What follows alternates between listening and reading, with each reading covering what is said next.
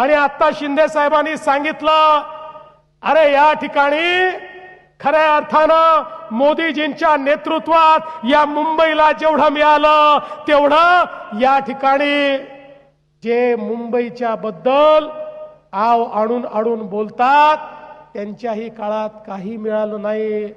आणि खऱ्या अर्थानं एक लक्षात घेतलं पाहिजे, अरे हे मुंबई महाराष्ट्रापासून तोडण्याची हिम्मत कोणाच्या बापाच्या बापातही नाही। आणि आमच्या सोबत तर या ठिकाणी हिंद हृदय सम्राट शिवसेना प्रमुख बाळासाहेब ठाकरेंचा ठाण्या वाघ एकनाथ शिंदे देखील आहे।